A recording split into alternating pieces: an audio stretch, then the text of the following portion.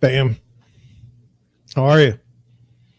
How are you? Just when you thought that I would be gone from the internet forever, I've reappeared. Oh, man. The last stream I did was on Friday. Today is Tuesday. And I don't know. I feel like I should kind of complain or kind of apologize. Saturday was my birthday. And I don't know. Didn't want to do anything. And I don't think I did. I mean, it was not a high performing day. Sunday was Father's Day. I don't know if I wanted to do anything on Father's Day either. Just wanted to chill. Monday I got up and there's something that's been hanging over my head for, I'd say, since April, and that is the continuing education requirements for real estate brokers is due in my state, Missouri, on I believe the 30th of June. And did I wait till the last minute to do it? No, but it was getting to be that way. I'm sure you all know what it's like when you don't want to do something. You just put it off and you put it off and you put it off, hoping it'll get better. I don't know. Like I read the self-help improvement / genre. I've read that pretty well. And they're always like, hey, you should just sit down and do it. Pretend that there's a fire and that you have to get it done or you're going to die. Now that seems a bit extreme. I don't know. I don't know if it's because of school. I don't know what it is, but I just cannot stand like deadlines that are important. Like I don't want to lose my license. If I lose my license as a broker, the brokerage stops immediately. I can't do any business. So that's not great. It's not great at all. So anyway, yesterday I said to myself, you're going to have to get this done. Just sit down. I know it's not going to be fun. Just sit down and get through it. And I did. Like 9 hours later, I was done. But the way I have to do the continue is I have to read everything. And I've read this every 2 years. I read the same thing, but you got to read it. And then like, you got to take the quiz and remember what you read. And so after like 9 hours, my brain is just mush. It doesn't matter like what I think about something. It doesn't matter like how I read the question. It's whatever the answer is that they write is the one you put down. And so I don't know that I was not a very good test taker in school. Somehow I would read the test questions. I would read into them too much, or I would overthink things. And I just never did well in school in those kinds of things. And sure enough, at age 45 now, the same things happen. I look at the question and it's not that I don't know the information. It's that I would think of something different to answer. It's a very odd thing. Not on all questions. Let's say out of 100 questions, maybe there'll be 10 to 20 questions on any multiple choice test that will give me fits because I will be upset with the way the question is worded, or the way I think about it is different than what's being presented. How does that fit in with me being a good real estate agent? I don't think it does. Or maybe it's the reason why I'm a real estate agent. Who knows? But I do look at that stuff, and I just sat there and I worked. And by the time I was done, like just brain dead. There was no way I was going to do a broadcast or anything. I did go outside after that to have dinner. It was a late dinner. And I was bit in this area right here. I don't even know what it's called, but it was on the other side because the camera's right there. I got bit by a mosquito right there, right when I went outside. That didn't make me want to stay outside much longer. It really didn't. The weather wasn't bad. It was just I did not enjoy that attack. So if you've just happened to join me, you have gone from a mosquito story, a continuing ed story, and you still don't know who I am. So let's get that out of the way. My name is John Schenk. I'm a real estate broker in St. Louis, Missouri. I am the founder and managing broker of Deerwood Realty. We help buyers buy homes. We help sellers sell theirs. There's a lot involved there. And I basically have my YouTube channels to help. If you ever have a question about something, you should probably put it in the chat. You should probably put it in the comments. I'll probably look at it and maybe I can answer it. Maybe. Sometimes I can't answer questions. I don't know. It's the same thing as the multiple choice test. Sometimes I just read them wrong. But we look at real estate news. We look at real estate trends. We have commentary, real estate commentary on my channel. And yeah, that's who I am. Should you subscribe? Obviously. Should you watch videos? Obviously. Will you? I don't know. And that's okay. I've been at this for about a year.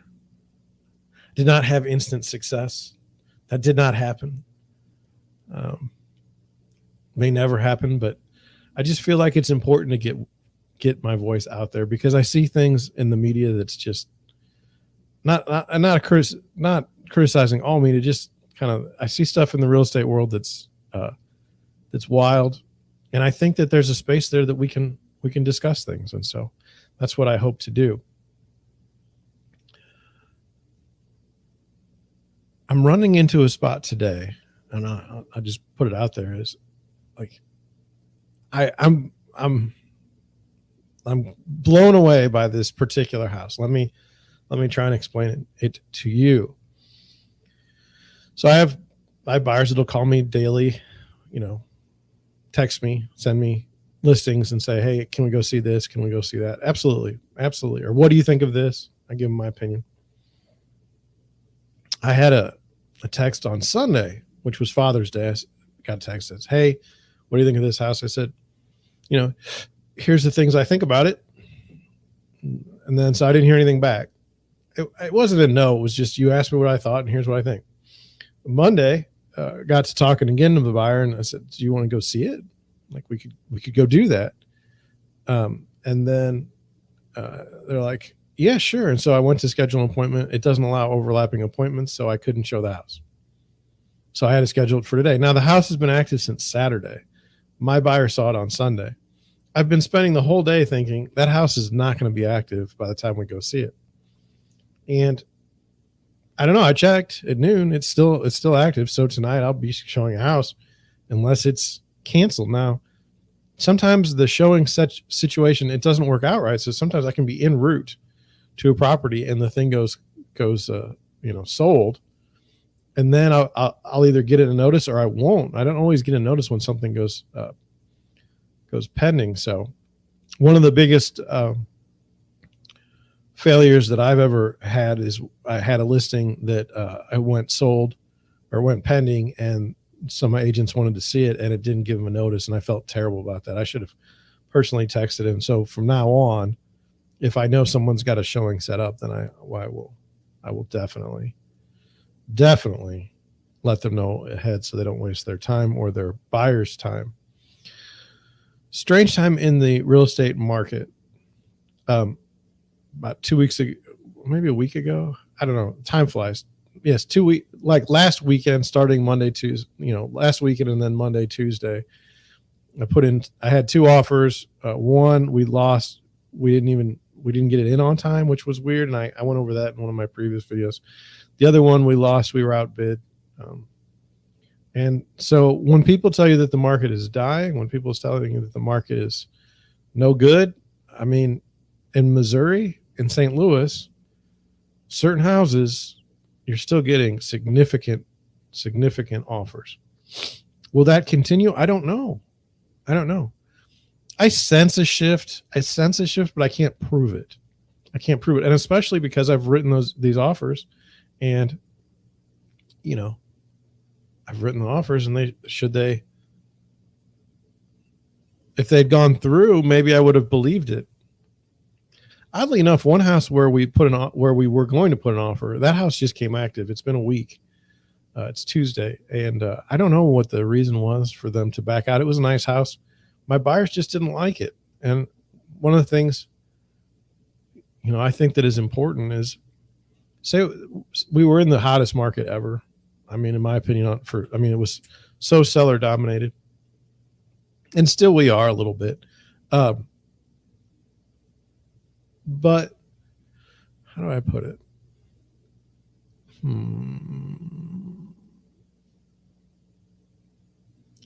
But I'm not sure that you should settle on certain things.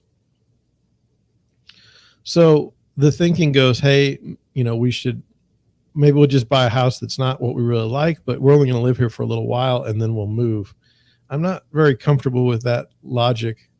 Like, let's say you want a 3-bedroom home and you decide you're going to buy a 1-bedroom home just because it's so busy and the market's so terrible.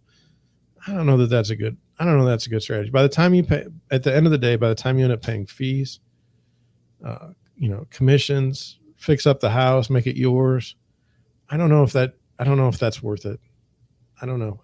I don't think you should go to settle. Now, this is just my opinion, and this is what I see in the market. So, like, I have some buyers that, they say, John, I don't particularly like this house. I don't want to put an offer on it, and that's totally fine. If your agent is telling you, like, you should put an offer on this house and you really don't like it, then stand your ground. Tell the agent, hey, I don't particularly like this house. I think it's important. Oh, why is it important? Well, like, real estate salesmen are pretty good for the most part. Do I think they can convince you to buy a home? No, not so much. But I think that you can get an offer, and I think you can get one accepted, and I can think you can get cold feet, or you can get buyer's remorse. And I hate that, and I don't want that to happen to any of my buyers. And so I wouldn't want that to happen to anybody out there. So anyway, that's just the way I see it right now. Will it change? Well, it should. It should. All the statistics are showing us that the market is terrible in other places, at least going down. Why wouldn't that be the same for St. Louis eventually? It's just right now, based on what I see and what's happened to my buyers in this market, it hasn't gone down yet. So take that for what you will. I had a special a few weekends ago about the prices people had paid for houses in certain zip codes in St. Louis and how ridiculous they were. And it was greeted by the internet as a, no one cares. No one cares. So I don't know. I'm definitely fascinated by what goes, I don't know, what goes on the internet, or what goes on video, on YouTube.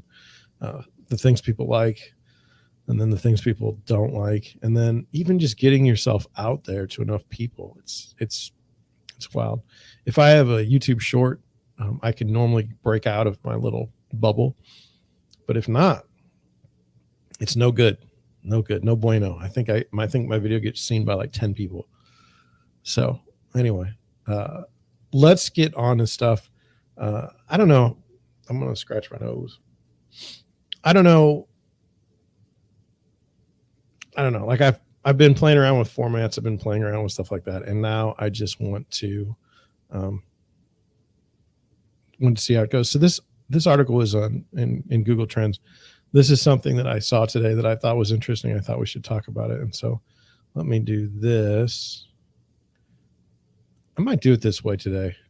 You might like this. We'll see. You might not.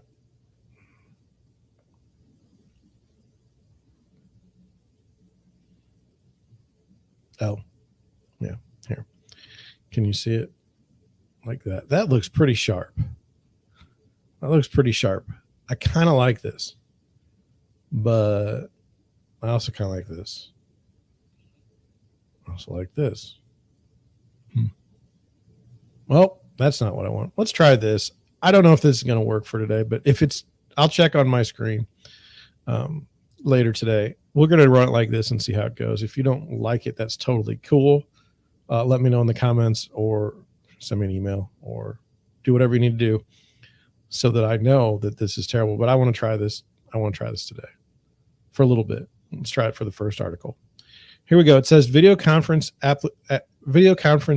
application Zoom is down with select subset of users experiencing limited performance. And this was at about noon today. Now it says teleconferencing application Zoom is down today, June 21st, at the very start of the U.S. workday, which really isn't. It's 12:06. And the culmination of the UK's various online reports suggest that Zoom users cannot access online meetings as indicated by Ookla's down detector. This highlights a total of 13,884 reports that first gained traction as early as 9:40 a.m. Eastern. The site also shows that 57% of reported problems are attributed to the joining conference option, whereas 29% list server connection issues. So Zoom is down. Now, let me just try to explain where I'm coming from on this article and why it's fascinating to me. Do you know that as recently as maybe 2015, 2016, you could go to a building that would rent out space for a teleconference? Like no one really was online, like where it was live, like for meetings. I'm not sure why. It always seemed kind of dumb to me. But anyway, so Zoom comes along, and Zoom is great. I have Google Meet, and I think the picture is clear. I think the software is better, but because I don't have a certain subscription level, I can't share my screen and record it, and I can't on Zoom. So I use Zoom. And tell me in the comments, doesn't everybody just use Zoom now? I mean, isn't that just if you work in an office, if you work like, do I meet up with clients online very often? No, not really. But I could. So I don't know. It's strange to me. Like I'm old school in my business. There's a couple of reasons why. One, for like phone calls, like my hearing isn't really that great. Never has been on the phone. And so I don't particularly like talking on the phone that much if I don't, if it's something that's really information based. And then, meeting with somebody online, I have no problem with that. I think it's kind of fun. I think that there's a face-to-face element is good. I like the fake backgrounds, like you can have an aquarium and stuff like that. I think that's fun. I'm not a fan of, for work at least, having like meeting after meeting after meeting after meeting. I think that's counterproductive. I mean, I'm not gonna go any further into that because I don't want to hurt anybody's feelings. But like when you're like, say you have a new project coming up and it's like, we have to have a meeting about it. Well, do you? Or can you just talk to the people involved over time and get it done? And the idea in theory in the meeting is like, oh, well, we can get everybody on the same page right away. But I just don't feel like that always happens. I think that it turns into this like maybe a virtue signaling or some sort of political jousting in a meeting to show who's dominant. And it gets weird. But let's continue. It says Zoom picked up immense traffic amid the COVID-19 pandemic, which saw the teleconferencing firm generate a whopping $1.021 billion in revenue in the last quarter of 2020, up nearly 54% from the previous year. The company also has around 504,900 active business customers, gaining 485 million mobile downloads during 2020. According to Zoom's internal data published in a blog post in December 2021, Tuesday is among the busiest days of the week for meetings, coming in second behind Wednesday. But like, do you really believe like 504,000 seems like a lot of businesses, given that they've got 485 million mobile downloads? It just seems like the ratio is off. It says with the service being utilized across the globe for a total of 200 countries and territories, it's rather difficult to pinpoint exactly who and the areas in which the major issues are being experienced. According to Down Detector's outage map, Several of the major business centers in the U.S. are prime hotspots for reported problems, most prominent among them being Chicago, Washington, New York, and Boston. So people are without Zoom. Like, what happened? Like, my wife has this app or something that now you can like have this meeting app where it says like, hey, we need to have a meeting. When would be the best time for you? And it's like a survey. I think that's kind of fun. But anyway, the whole idea of like, being hired on Zoom, meeting on Zoom, doing your work on Zoom, it's different. It's still new to me.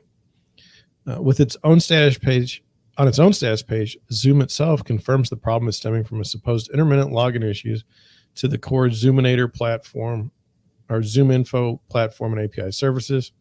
The site and its application seem to be back up and running now, as the incident was reported as resolved as of 5:13 Eastern Daylight Time. Still adds the reporting issues as one commentator on Down Detector reports about 21 minutes ago as of this writing at 11:56 that Malaysia here still down. This is the part that I thought was interesting, and I wanted to go over it. It says Zoom's major flaws today come as similar internet outages rage across the industry experienced via Outlook, Cloudflare, and Amazon Web Services. Cloudflare itself was a rather nasty one, seeing some of the world's most important websites down due to the service's so-called 500 areas across various impacted regions. As for Microsoft Outlook, many users experienced problems in viewing emails this morning. Now, not having email would be just an absolute wreck. The thing that interested me is I did not pick this article up on the Google search trends, like the top 10 searches, but I did see that today it was set up so that, where are we at? It was set up so that there was this 500 error. Like, that was like the third most important thing. I didn't think that was that interesting. It says Zoom has yet to make any official statement on the matter, but did send out a tweet at noon to promote a Zoom apps SDK launch, allowing customers to create new apps that transform the meeting experience. In an earlier tweet replying to one user asking if Zoom was down, the company later flagged that there was a disruption in service, yet should be resolved now. So yeah, like, we're at a space in our world where Zoom going down, telecommunications software going down. I don't like this. I'm going to go here. I don't know. I don't know what I'm going to do today. Maybe I'll do it this way the whole time. Anyway, we'll look at it tonight. We're at a point where, look, if you don't have like access to Zoom, like, you're not in good shape.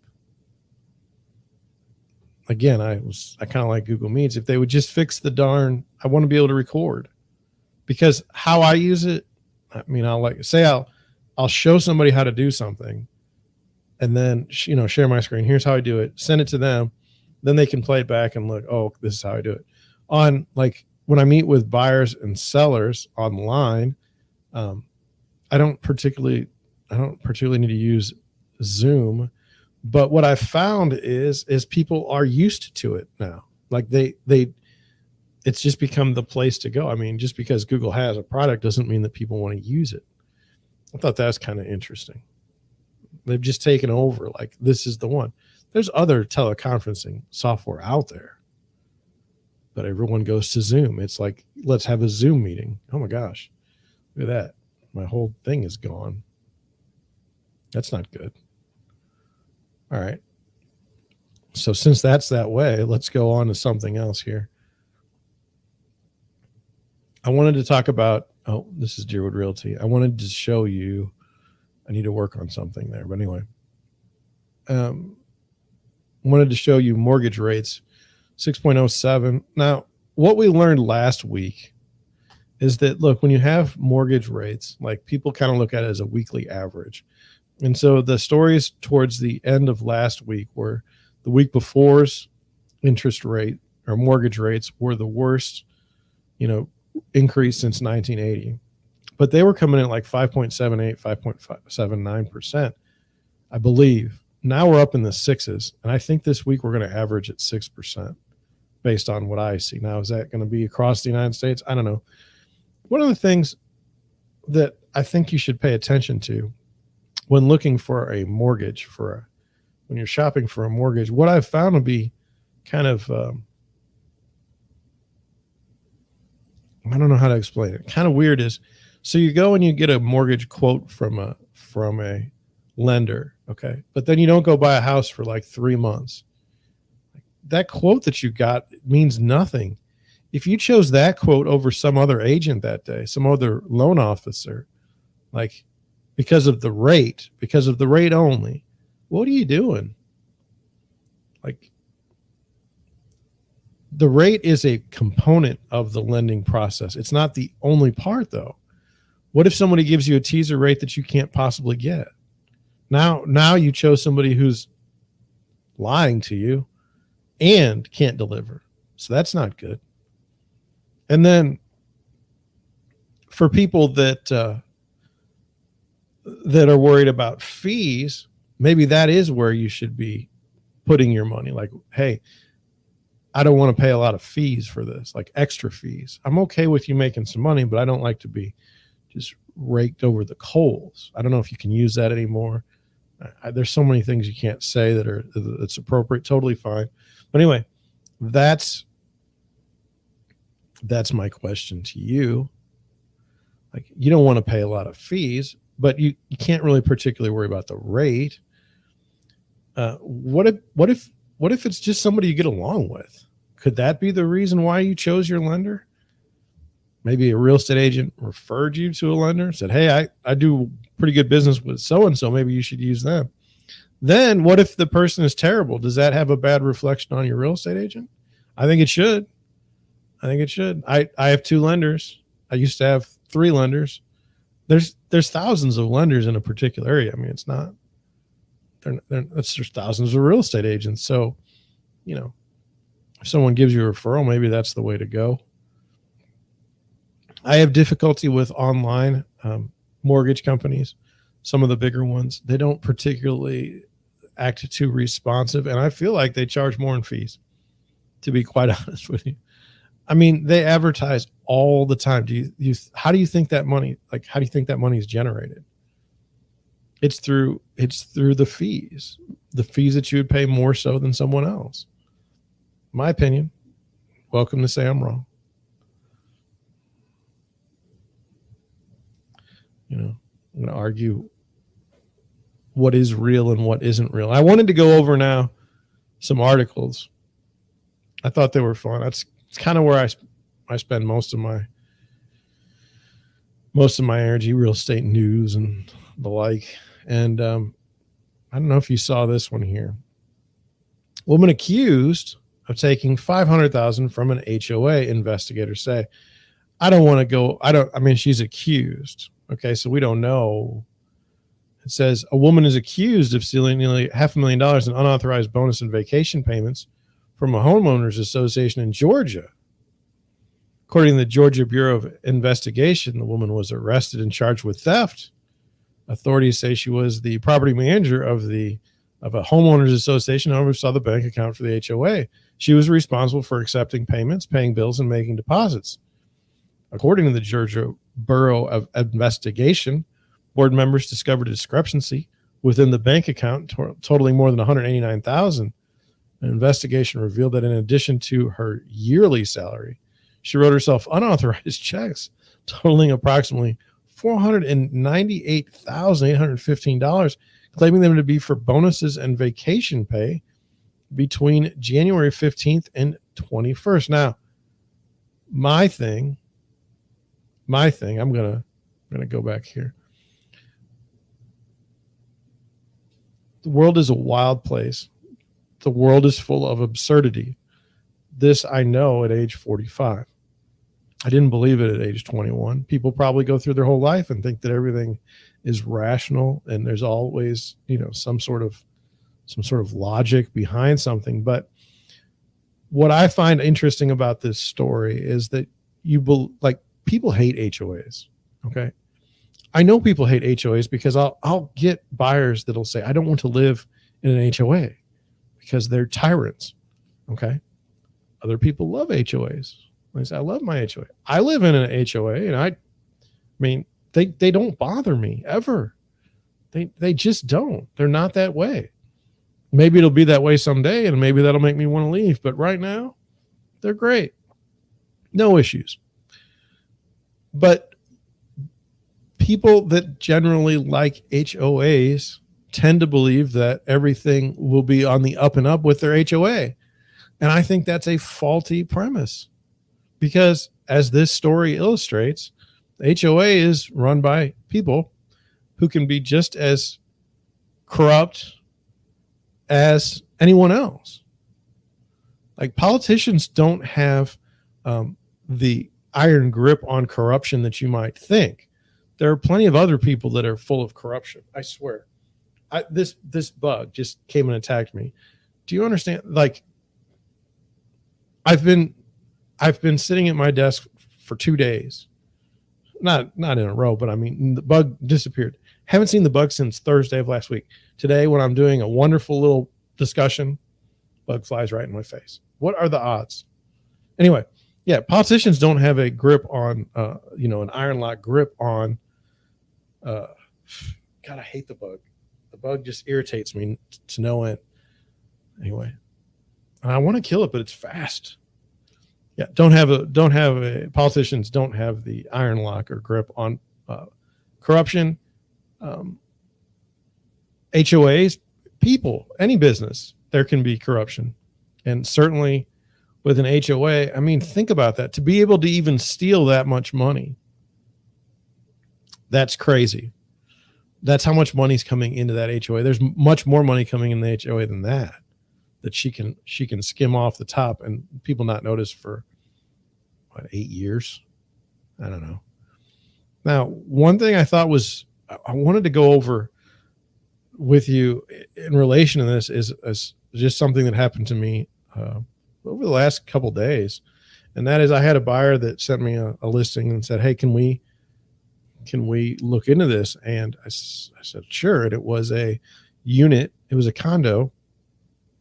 And in St. Louis, there's these condos. I don't know about the rest of the world, but there are four units in a condo. So there's 2 in the basement, or there's 2 on the first floor, and there's 2 upstairs. Yeah. 1, 2, 3, 4.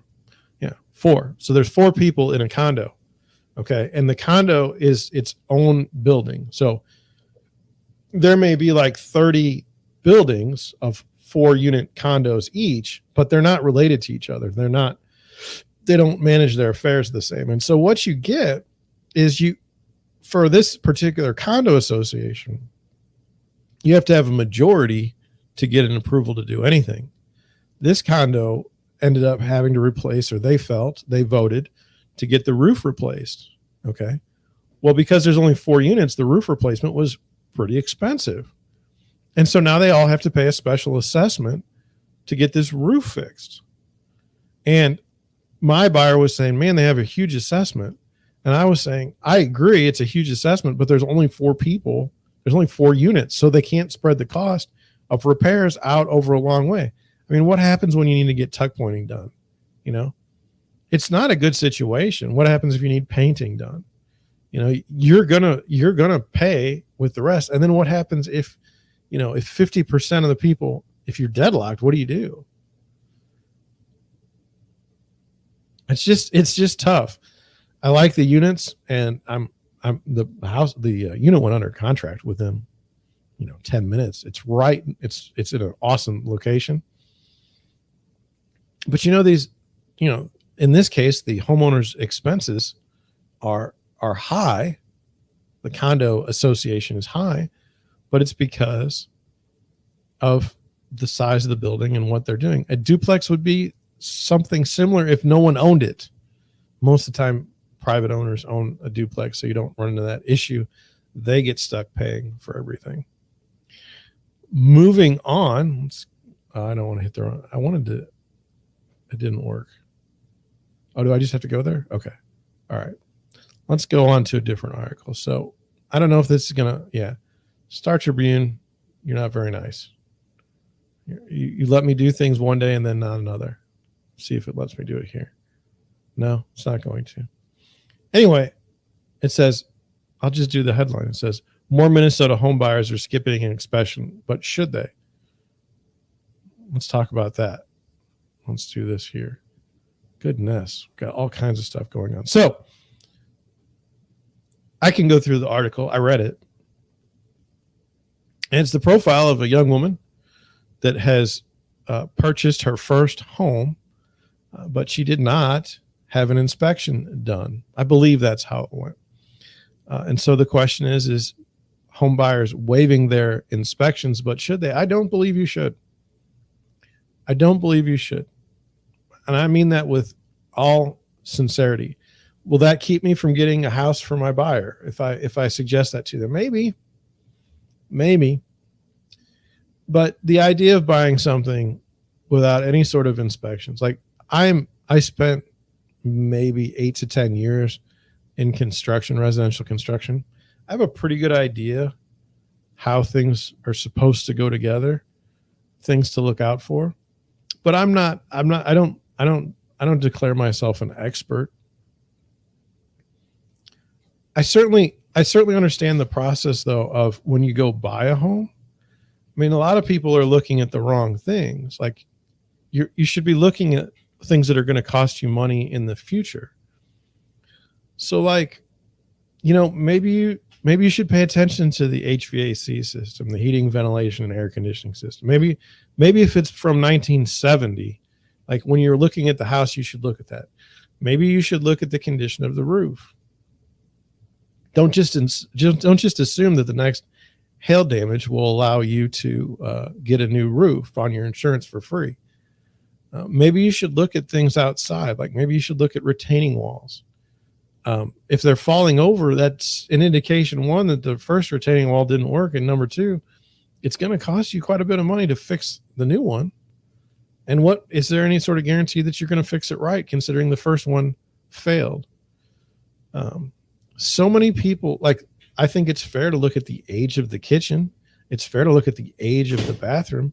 So many people are busy looking at like the colors of the walls. Like that's cheap relative to the rest of the house, So I think you should be looking at these things. And so in this case, as a buyer's agent, I will often point out things that I see. What is the age of the water heater? Has the plumbing stack been replaced? These are not exciting things. Okay. And depending on, I think it's true through any phase. So like if I'm working with a first time home buyer who has limited funds, I still think it's very, very important. I don't think it's any more important for someone that has maybe a $500,000 house we're looking at buying.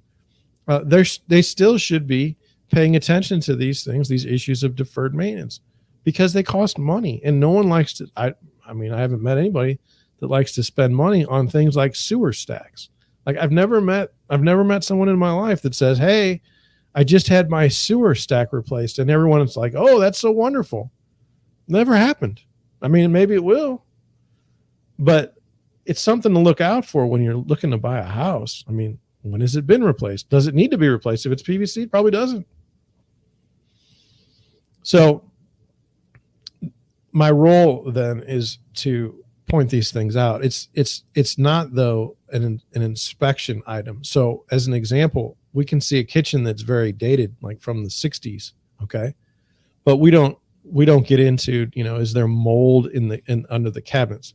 We don't get into things like, would, how much will it cost to replace the whole kitchen? That's more of like a best guess. The inspector's not going to tell you that. And I mean, I'm just going to come up with a base number that seems to make sense to me. It doesn't, the inspection isn't going to solve that problem, but boy, I've had inspectors that I use or that work with me and work with my buyers, and they find things that are just impressive. Now, we're not looking for, I'm as a buyer's agent, not looking at the inspection as something where I want the inspector to find everything wrong with the house. For instance, if a faceplate on an electrical outlet is cracked, I mean, it's 99 cents to repair. I don't care. Okay. But if there's something big, I'd kind of like to know about it. The one time I had to back out of a deal with my buyers, we went to a house and the house was gorgeous. We loved everything about it. The inspector was quite thankful and happy about it. And then we went to the attic, and he went up there, and it turned out that there was an animal, like a bird or something, had basically bitten through the entire upstairs. It was a disaster, in the attic, and it was all going to have to be replaced at some point. We didn't want to be the ones to replace that. You're going to have to pull the siding. You're going to have to do all that stuff. I honestly don't think that the new buyer, after we walked, I don't think that they fixed it. I don't think they found it important to them, but it's deferred maintenance. It's going to come up at some point. You're going to have to fix it. It just depends on when. And so anyway, getting back to the article that we can't read because it's behind a paywall. Yes, you should get an inspection. Now, there are different ways you can ask for an inspection in a hot market such as this. One of my personal favorites is you can agree to buyers getting buyers inspections for informational purposes only.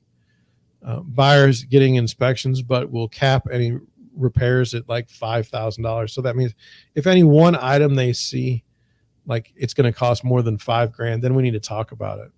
I think that's the way it should have always been. Because what we get now is it's not great, because during a buyer's market, you'll get buyers ask for all these things, and then they're not that bad. It's not that big of an issue, but you've made it into one. The other thing is, we believe that there's experts. Okay. And I've, over my life, if someone wears an outfit, a certain outfit, we believe that person therefore is a professional. So if you see someone wearing Mike's drain service, well, then obviously they're experts at drains. But what I found is that's not always the case. There's different interpretations of things, especially in the areas of septic tanks. Those are just bizarre messes. Where somebody will say, yes, this is perfect, and then someone else will say this is totally wrong. So you never even know with your experts. But what I've always been uncomfortable with is when a buyer's agent, fully within their bounds, gets ridiculous inspections for their buyers, then it's not. Like when you're spending $1,200, $1,500 on a house inspection, like for maybe a $200,000 house, now you're just gouging the buyers. But say you do that, and then you find all these things wrong. Number one, the seller could just say, go away. I'm not fixing it. The second thing they could say is, if you want to do this to me now, later on in the deal, if you need something, we'll just make sure you don't get it. And what they're doing is they sit there and they pick at things like, this needs a new light bulb. But the other thing is they've not lived in the house. They don't know. They first arrived at the house this day. And so they say things like, this is broken. And then you go through the house and it's like, it's not broken. This is how it works. That's a problem I see. It's like prove a negative. I think maybe I said that wrong, but it's like prove a negative. I don't know. That's the issue. And so what if the seller then goes and tries to get the work completed and it's not possible to be completed because there's nothing wrong? It really is wild. So for me, always get an inspection for a house. Even if you don't get a professional inspection, say you go and you're looking at a house and you say, this is the one, you get the offer accepted. Say you're going to get it. Say you're going to have an inspection, go down there and inspect the property. Just by yourself. I mean, you don't have to, you do need like a professional behind you to say this, and this is wrong. But if you're buying it as is and you didn't ask for inspections, or, then you've got a problem. So I say always ask for inspections. The worst that happens is they take another offer and you have to keep looking, which is, fine. It's weird to me, you'll have a house that maybe is in St. Louis City, and the inspection for the city inspection is like not that heavy. What I mean by that is, they check for smoke detectors or check for carbon monoxide, but they don't really. And then you get into these little municipalities in St. Louis County. There's like 89 municipalities in St. Louis County, and you'll get an inspector contracted from other communities or something, and they'll just be all over you. So you can't depend on the community. You can't depend on them. It's like saying it's a safe house. It's really weird. And who would say it's a safe house ever? It's bizarre. Anyway, all I know is this. You should get an inspection. Ask for an inspection. If you lose the house because of it, just keep trying to buy a house. That's all there is to it. Bottom line. Hope I didn't ramble too much on that with nothing to back me up. Let's look at the next article. And remember, we're trying this. This is from CNBC. I don't know if it puts the line there through for you. What does this do? Okay, it doesn't really do anything for me. And then it's not there. Does this show up? Oh, I can expand this. What's this going to do?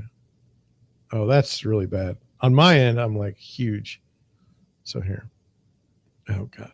All right. Hope that didn't mess things up too much. If it did, I apologize. Let's get to this article.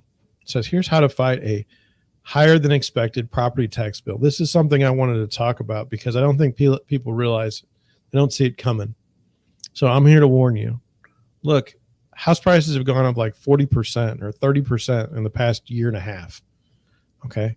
And while you're sitting there in your neighborhood marveling at the house that just sold for more than you bought your house for, okay, understand that that's going to cause you to pay more taxes when the assessments come.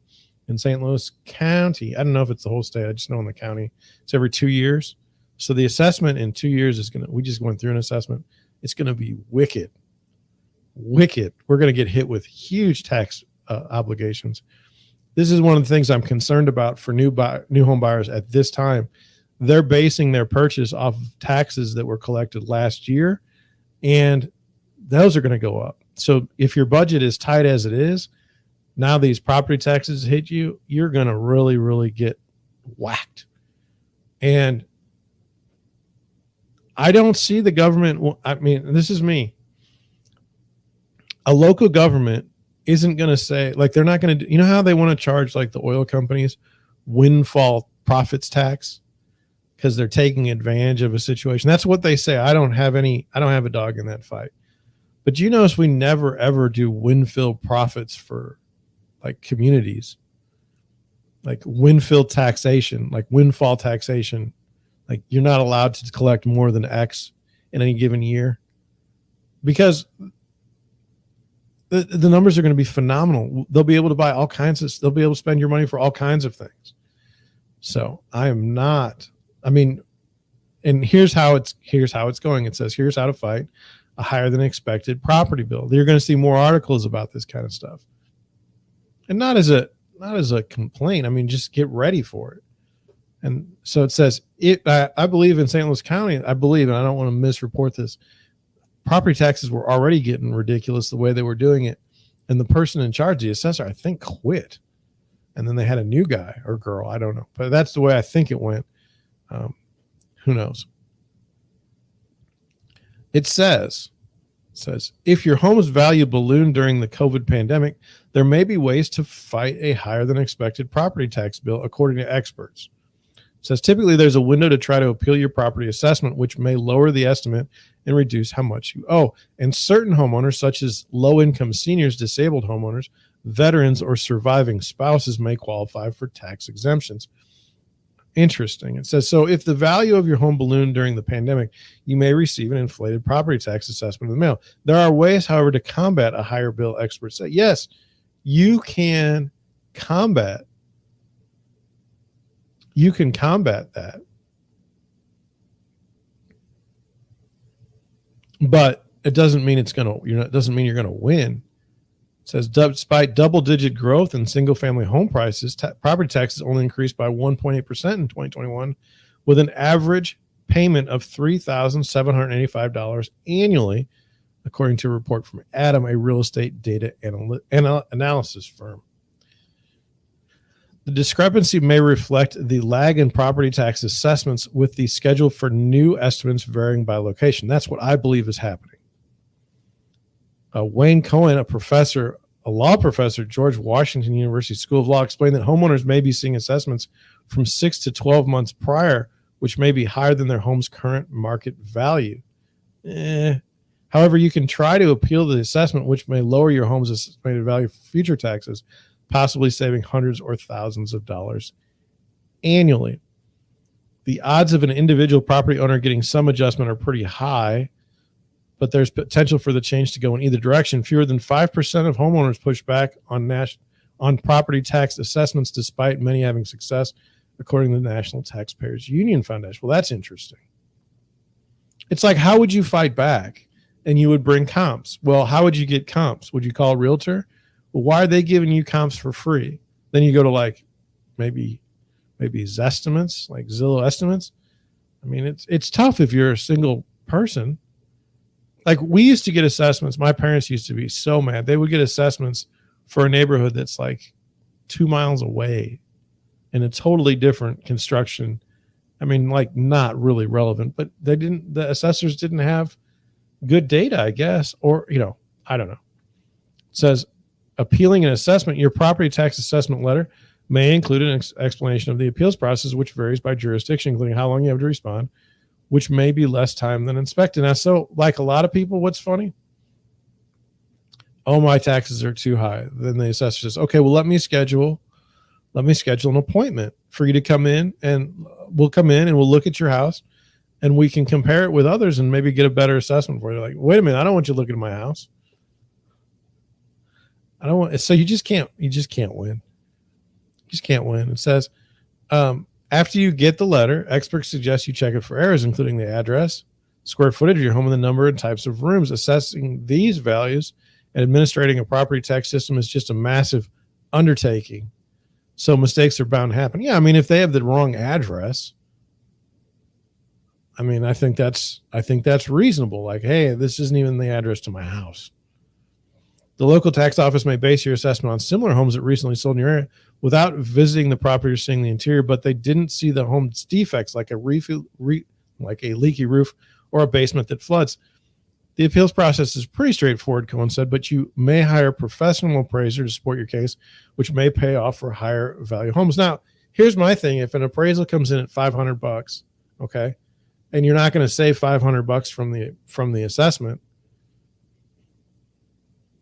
I think that's what a lot of people run into. It says, remember, once you get it knocked down, it's a reset. I don't know what that means. Property tax exemptions. You may also qualify for local property tax relief through an exemption, which may lower your bill. For example, some areas offer exemptions for low income or disabled seniors, disabled veterans, and their surviving spouses, depending on where you live. If you're really feeling the pinch of an unexpectedly high tax bill, it might be worth doing a little bit of research to find out if that's available. I don't know.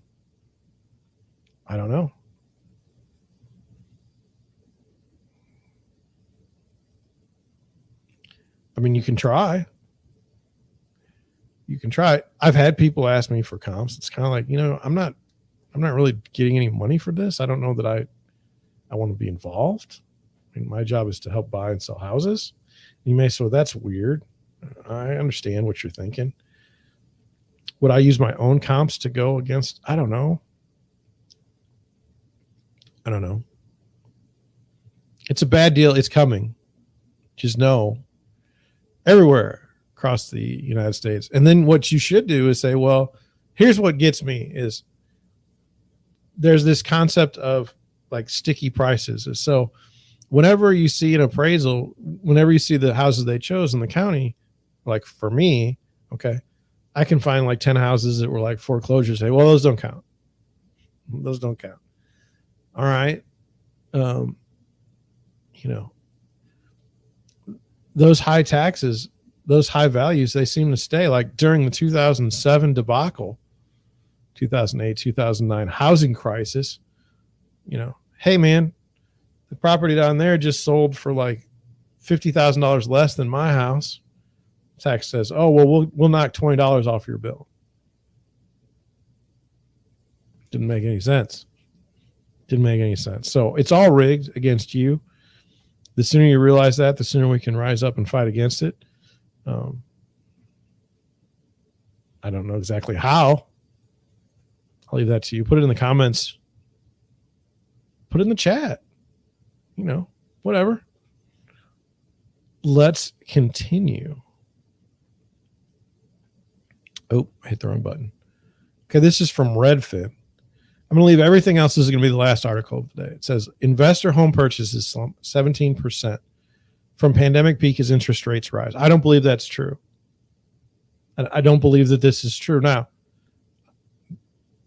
let me say why I don't believe this is true. I think that Wall Street backed investors are buying so many houses.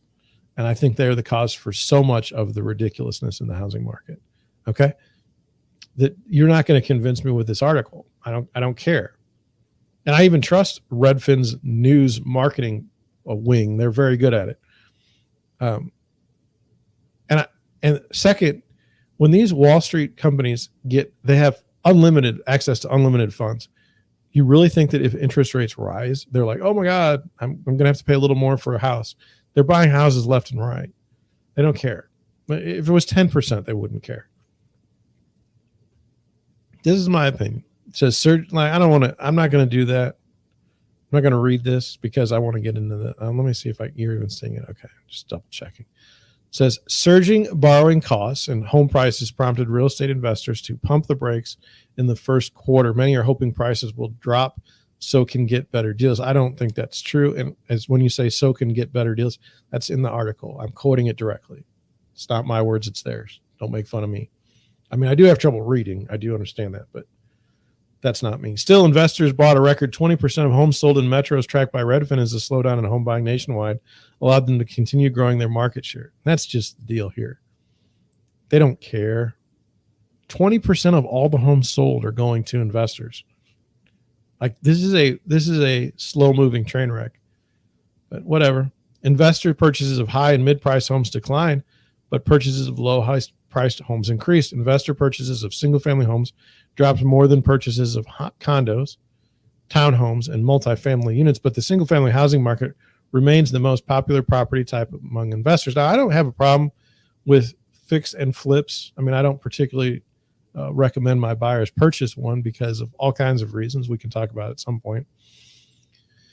I don't mind if mom and pop investors buy one apartment complex, save enough money, and buy another, apartment complex. I don't have any problem with that. I have a real problem with companies with billions and billions and billions of dollars behind them buying up every house in a community and only to have it be rented out.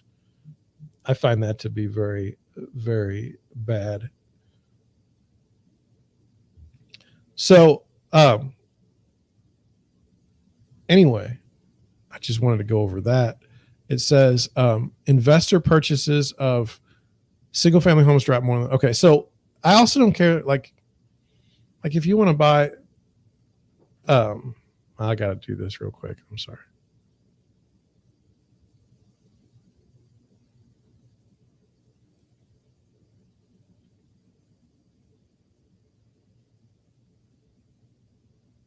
Oh my God. And if I could just text properly.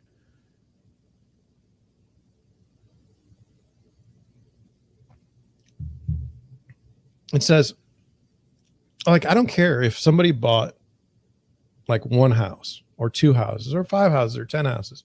That's one thing. It's the volume of houses being purchased by people that are not it's not that the game is rigged. It's always been rigged, but it's just such a bad deal, I think, when you have Wall Street companies buying tremendous amounts of homes.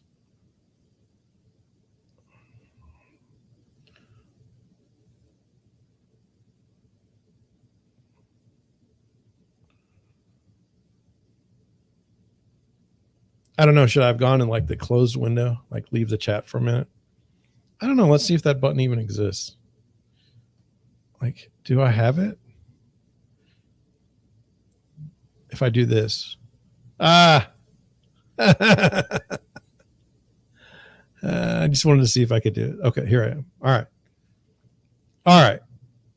Let's continue. It says the 10 U.S. markets where investors had the largest market share, including Phoenix, Atlanta, and Phoenix, all saw investor purchases decline. I don't really care. It says real estate investors bought 77,829 homes in the metros tracked by Redfin in the first quarter. That's in a quarter,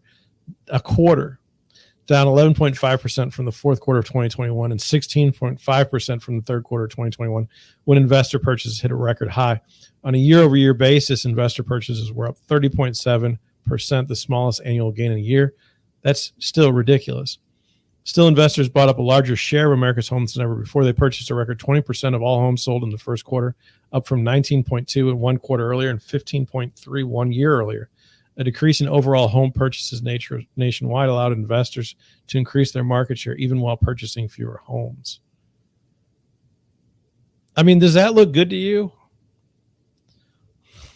That's not good. Not good. This is a huge wealth transfer that's occurring, and no one really cares. This is according to Redfin analysis of county records across 40 of the most populous U.S. metropolitan areas. We define an investor, very important, as an institution or business that purchases residential real estate. When we refer to a record, the record dates back to the first quarter of 2000. This data is subject to revision. Scroll to the bottom of this report for our full methodology. So, see, they're not making a comparison between a small-time investor, which they couldn't, and like Wall Street. They have no way to do that. Investor home purchases are falling for the same reason overall home purchases are falling. Surging interest rates and high housing prices have made it more expensive to get a mortgage and buy a home, said senior economist so-and-so. While roughly 3/4 of investor purchases are made with cash, investors are still impacted by interest rates because they often take out loans to get that cash. But at what rate? I mean, you tell me what the Wall Street investor rate is right now. And my opinion is that this is not. I just disagree. I just think that they have plenty of money. They don't care about interest rates. They don't care about high housing prices. We've talked about how companies will buy in a particular area and then get out. They'll buy it up and then they'll get out, which is just disgusting. The fact that investors are still able to grow their market share while buying fewer home signals not feeling the pain of higher interest rates as intensely as individual buyers, many of whom are getting priced out of the housing market altogether. Let's try and understand this sentence again. The fact that investors are still able to grow their market share while buying fewer homes signals not feeling the pain of higher interest. They're not. I think that's true. But this is the same guy that said this, or woman. So it also indicates that the individuals who can still afford to buy will continue to face competition from investors. Exactly. In dollar terms, investors bought up almost $50 billion worth of homes in the first quarter, down 6.8% from $53.4 billion 1 year earlier, but up 40% from $35.5 billion 1 year earlier. The typical home investor's purchase cost $427, up from $425 1 quarter earlier, and $372 1 year earlier. It's just so bad for people. It's so bad for families and individuals. I mean, it's a disaster. It's bad, but whatever. There's a Redfin real estate agent in Nashville that said investors are pulling back from the market because we're there. That's happened here too. Hoping prices will drop. Investors are on the hunt for deals, are waiting longer for homes to linger on the market for longer. Plus, so many houses bought at the height of pandemic, and some amount of pullback is natural. A few months ago, 95% of the homes for sale in Nashville would get at least one cash offer from an investor. One of my listings got 8. Today, most homes aren't getting any. This is good news for regular buyers. While some of them will still get into bidding wars with investors, won't necessarily have to waive every contingency and offer astronomically over the housing asking price to compete. Well, that's the hope in the future. Now, there is this iBuying, which is you go in there with an all cash offer, but it's still an individual. And there are individuals that go in with all cash offers anyway. It's a mess. The drop in investor purchases over the last 2 quarters may indicate Investor purchases are past their peak and returning to normal. I don't think that's true. I think they're going to buy more and more houses because I think that's the only place where they feel like they can get a yield.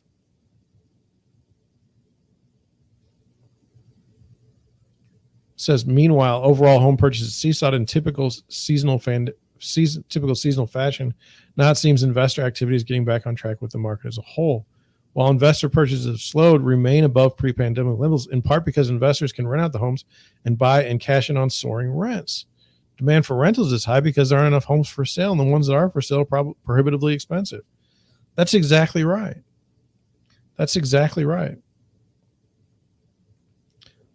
I mean, it's really like 2009, 2008. Why was that? Why did they buy fewer then? Well, everybody's getting crushed. And then, so here's your share of homes purchased by investors. And it has changed, but man, it's a mess. It's a mess.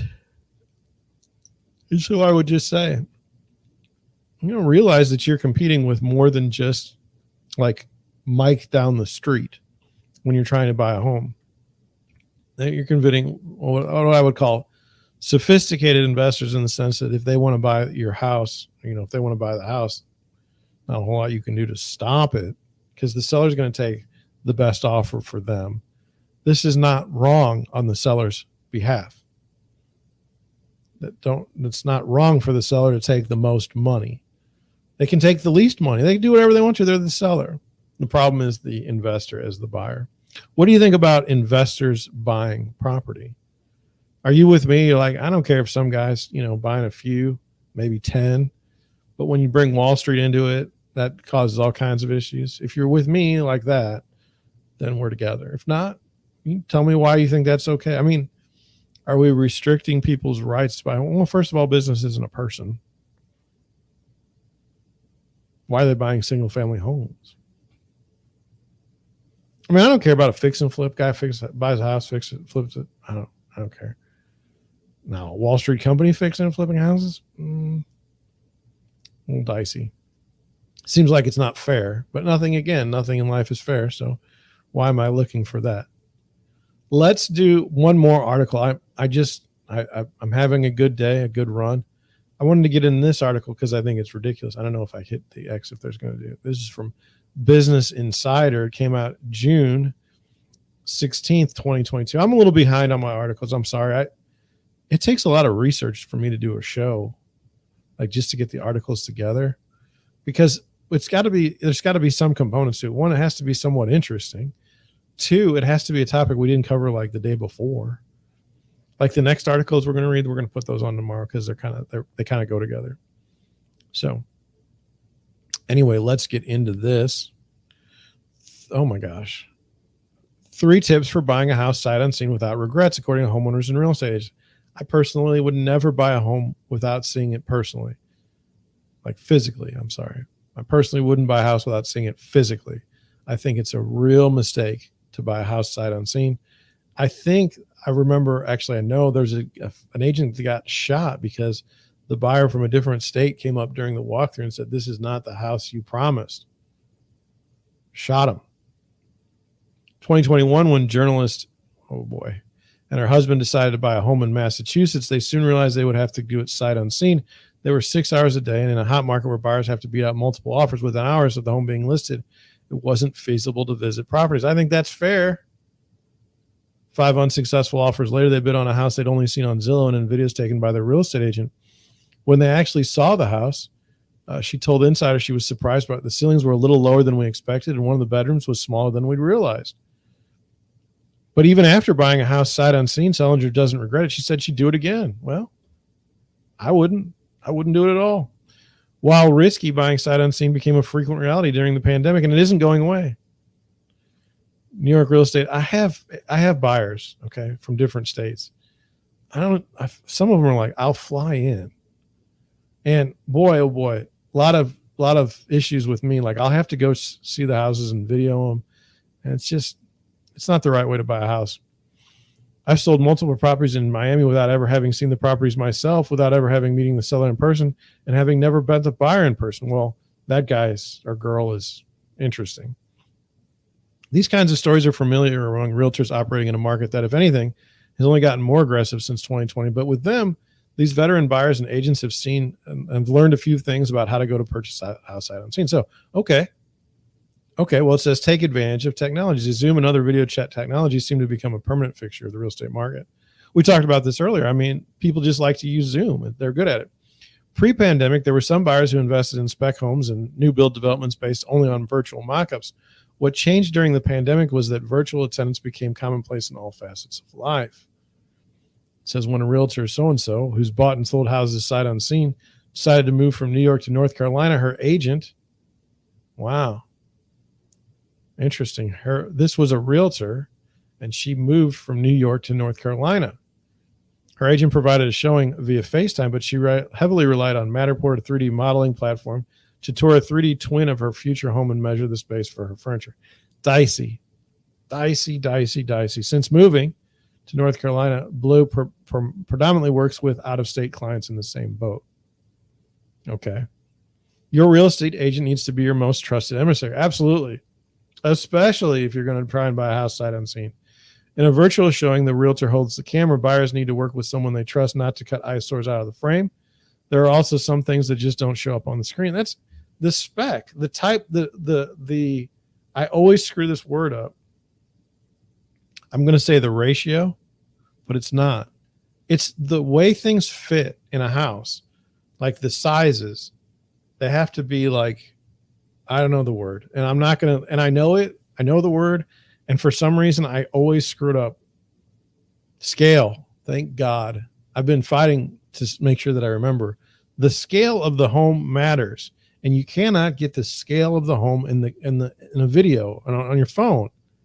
It just doesn't work.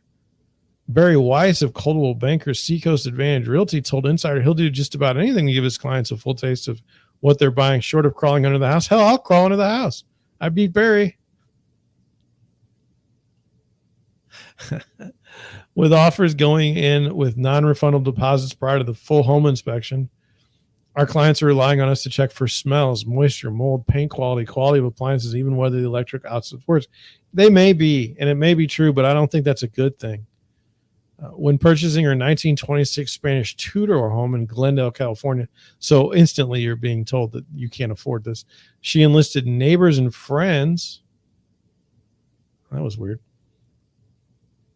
Both to help her with the local house hunt and acquire photos and videos of potential homes. Chapham, the head of editorial for Netflix Kids and Family, eventually connected with the sellers of her home through a neighbor. They were about to put their home on the market, and she got in early. Not only does Chapman love her home after 2 years, but she developed a close relationship or close friendship with the sellers, even sight unseen. I would buy sight unseen again, but I would say we're exceptionally lucky with the previous owners. They ended up becoming friends. Their kindness and honesty through the process was unmatched. Yikes. Know what your deal breakers are. When buying a house sight unseen is a risk, it should be a calculated one, even with the best realtor and virtual resources. A buyer who doesn't know what they want will end up disappointed. Absolutely. I have buyers that are like anything from $200,000 to $500,000. And then I think it's going to work out for some of them. It says, while Realtor Weiss has successfully sold multiple homes sight unseen in Wilmington, North Carolina, he did experience a buyer losing a non-refundable due diligence fee because she changed her mind about the property.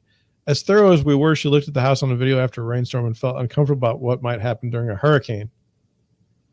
Even though Weiss said that he and his partner had pointed out the standing water under the house early on to the out-of-state buyer, it was only after her offer was accepted that she realized she wasn't comfortable with the property. Conversely, informed buyers who know their boundaries have a better chance of being happy with a house bought sight unseen. Conversely, informed buyers who know their boundaries. That's true. If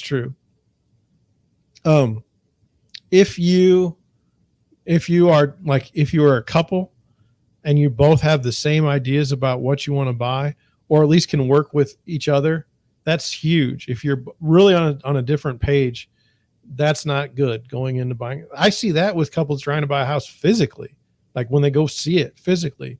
I can't imagine the difficulties from a long way away. It says, conversely, informed buyers who know their boundaries have a better chance of being happy with the house being sight unseen, the journalist said, I write about real estate and have a good understanding of what my kinds of things are easily fixed and what kinds of things are deal breakers. The unpleasant surprises, the low ceilings and small bedroom weren't daunting because she knew the difference. I don't know. It sounds like she's a little bit unhappy with what she bought. Let's go here. I'm going to remove that there. So I don't know. I don't feel comfortable selling homes sight unseen, but I will. We'll do it. The key is, man, you just have to show everything and tell people, like, you're just not going to do it. Like, you're just not going to, like, if you see anything wrong with the property, you got to tell, like, wrong for your buyers. That could be a low ceiling.